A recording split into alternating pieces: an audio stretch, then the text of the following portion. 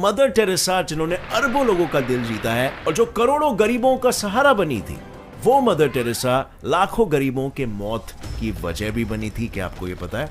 जी हाँ, इनफैक्ट उन्हीं के निगरानी में, उन्हीं के अनाथ आश्रम में बच्चों को घंटों घंटों तक रोब्स या क्लोथ से उनके हाथ पैर बांध के उन्हें लटका दिया जाता था। और बस इतना ही नहीं, उन्हीं के हॉस्पिटल्स में पेशेंट्स को बार बार यूज किए हुए नीडल से इंजेक्ट किया जाता था, प्लस उन्हें एक्सपायर्ड मेडिसिन भी पिलाई जाती थी। एंड आई नो आप अभी तक काफी शॉक हो गए होंगे, बट क्या यहाँ पर बात पैसे बचाने की थी? वेल, लगता तो नहीं है, क्योंकि देखा जाए तो उनकी मौत के बाद यह पता चला था कि उनका नेटवर्थ 752 लाख करोड़ रुपीस था। इतना कि अगर वो अपने पैसे वेटिकन बैंक से विड्रॉ करा लेती तो बैंक ही बैंकरप्ट हो जाता। तो इतने पैसे होने के बावजूद भी क्यों गरीबों की मसीहा बनी इस औरत ने गरीबी नहीं हटाई? क्या उसने सारे पैसे अपने ऐशो आराम में लगा दिए? वेल, इसे जानने के लिए चलिए शुरू करते हैं आज का हमारा ये मिस्टीरियस वीडियो, जिसका नाम है मदर टेरेसा का असली चेहरा।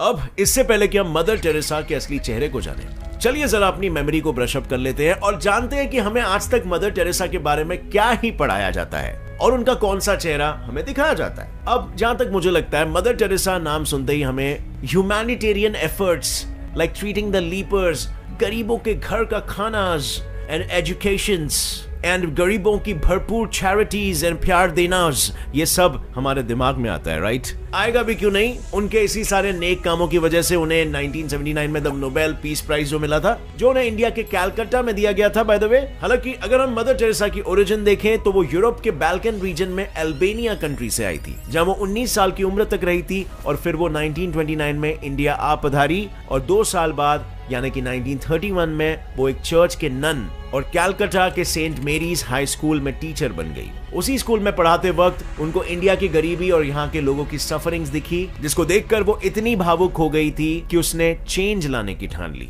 एंड बस 1950 में उसने खुद का द मिशनरीज ऑफ चैरिटी नाम से एक क्रिश्चियन चैरिटेबल ऑर्गेनाइजेशन की स्थापना कर दी। इस ऑर्गेनाइजेशन का बस एक ही मकसद था, to love and to care for those persons nobody was prepared to look after. उनके इसी मकसद की वजह से उन्होंने बहुत ही जल्द अच्छा खासा नाम कमा लिया, जिसके चलते दुनिया भर में सिर्फ उनका ही नाम मशहूर हुआ। सिर्फ उनका नाम ही मशहूर नहीं हुआ, बट साथ ही साथ उनके ऑर्गेनाइजेशंस के ब्रांचेस भी फैलने लगे। अब इसके अलावा जो और 4 बातें हमें पढ़ाई गई थी वो थी, नंबर 1, मदर टेरेसा को सेंट ऑफ गटर्स के नाम से भी बुलाया जाता था, क्योंकि उन्होंने कैलकाटा के स्लम्स और बेहद गरीब इलाकों में जाकर बच्चों और अन्य डेस्टिट्यूट को सहारा दिया by admitting them to educational institutions and providing medical treatment। उन्होंने बीमार और आखिरी सांस ले रहे लोगों के लिए काली घाट होम बनाया था, so that they all can die in peace। Number 3, अनाथ बच्चों के लिए she made शिशु भवन so that they all can live in peace। Number 4, उन्होंने पूरी दुनिया का दिल जीता by her selfless, caring, compassionate, simple और हमेशा मुस्कुराते रहने वाले स्वभाव से। और हमने भी मदर टेरेसा को उनके इस स्वभाव से याद रखा है और उनके इसी गरीबी के सहारे बनने की कहानियां इतिहास में सुनी है, राइट? बट क्या ये इतिहास पूरी तरह से सही था? क्या यही था उसका असली चेहरा? क्योंकि जैसे कि मैंने आपको पहले शुरुआत में बताया, उनका असली चेहरा शायद कुछ और था। तो सवाल ये उठता है कि क्या था उनका असली चेहरा और उस चेहरे का पर्दाफाश आखिर हुआ कैसे और किसने किया?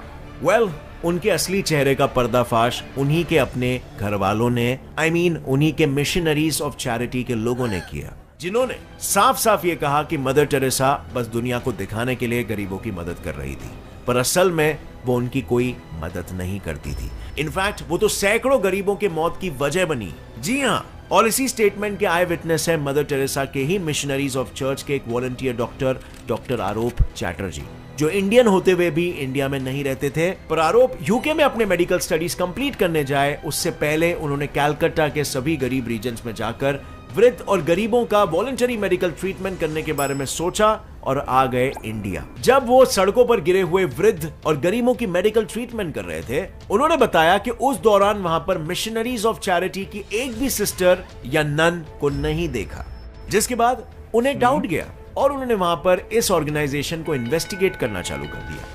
एंड इन्वेस्टिगेशन करने पर उन्होंने जो देखा वो सब देखकर वो वहां पर एक और दिन नहीं रुक पाए और अगली ही सुबह अपना बोरिया बिस्तर समेटकर यूके के लिए रवाना हो गए।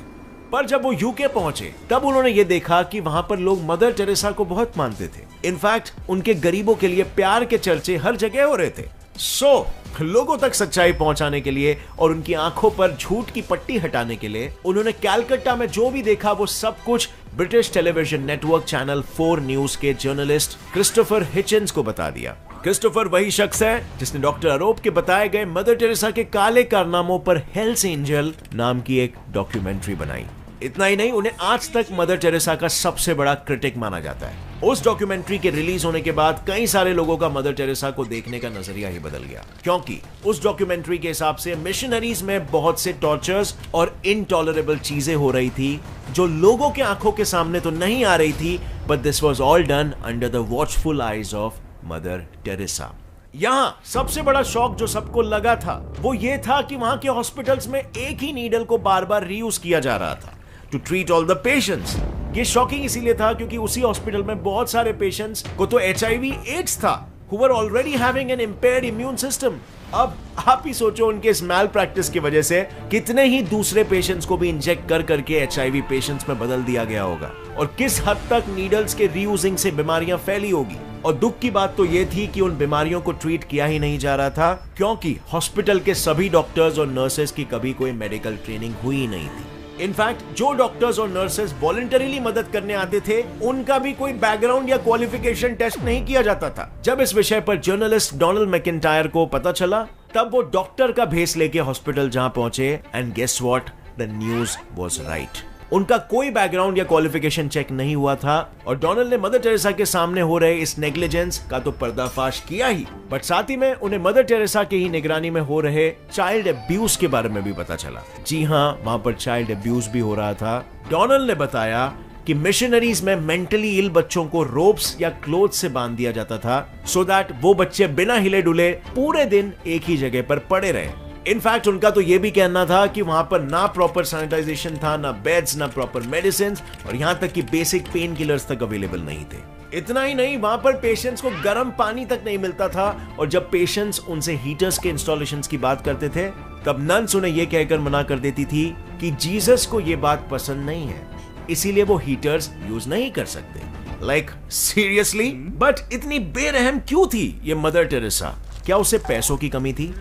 वेल, जैसे मैंने बताया वो तो पॉसिबल ही नहीं है क्योंकि मदर टेरेसा को अकेले ही हर साल दुनिया भर के डोनर्स $30 मिलियन यानी 225 करोड़ की फंडिंग करते थे। और स्टर्न मैगजीन्स का तो ये भी कहना है कि मिशनरीज ऑफ चैरिटी भले ही अपने आप को कितना भी गरीब दर्शाए पर उसी मिशनरी की एनुअल इनकम $100 मिलियन से भी ज्यादा थी। है ना चौंकाने वाली बात? बट इससे बड़ी शॉकिंग बात तो यह है कि मदर टेरेसा को इन सब जेन्युइन इन्वेस्टर्स के अलावा क्रिमिनल्स एंड फ्रॉड्स के द्वारा भी फंडिंग आती थी। Yes, criminals and frauds. For example, Charles kidding नाम के एक शख्स ने मिशनरीज में 9.41 करोड़ का डोनेशन दिया था और डोनेशन के कुछ ही टाइम बाद ही went to prison for defrauding investors. जहां शॉकिंग बात तो ये थी कि इस बात का पता चलने पर भी मदर टेरेसा ने वो पैसे इन्वेस्टर्स को नहीं लौटाए। इनफैक्ट हाइटी देश के डिक्टेटर जीन क्लाउड डुवेलियर, जो अपने ही देश के लोगों के साथ बेरहम अत्याचारों के लिए पूरे दुनिया में मशहूर थे, मदर टेरेसा ने उनसे भी कई दफा डोनेशंस एक्सेप्ट किए थे। बट ये सब तो फिर भी कुछ नहीं था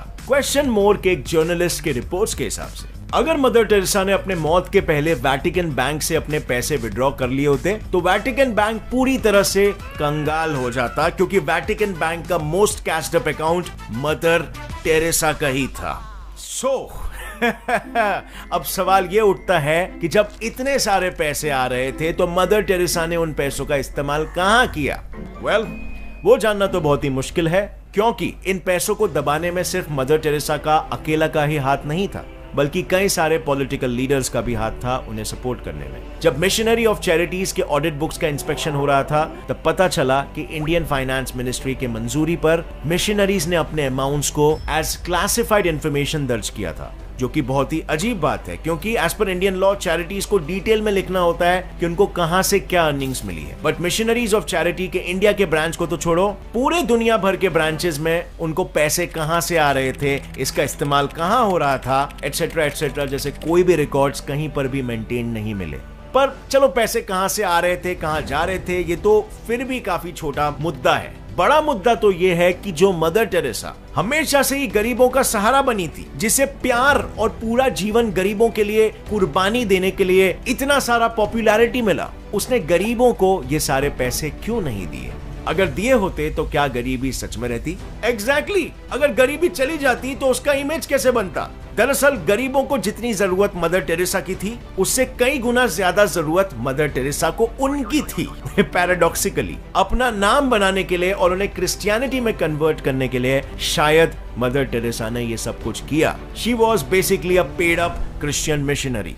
हिचिन्स एंड डॉक्टर चैटर्जी के अलावा भी कई सारे रिपोर्टर्स का मानना है कि मिशन के सिस्टर्स एंड नन्स मरे हुए बच्चे और अन्य मरीजों का अंतिम संस्कार करने से पहले फ्री टिकट टू हेवन के नाम पर उन्हें बैप्टाइज, यानी कि बिना उनकी मर्जी जाने उन्हें क्रिश्चियनिटी में कन्वर्ट कर देते थे। कन्वर्जन के अलावा इफ पैसों की बात करें, so she could have easily converted the overall conditions in her all institutions, schools, orphanages, nursing homes and hospitals, but उसने ये किया नहीं क्योंकि उसके हिसाब से गरीबी जीसस क्राइस्ट की एक खूबसूरत देन है और सफरिंग्स से ही दुनिया का भला होगा।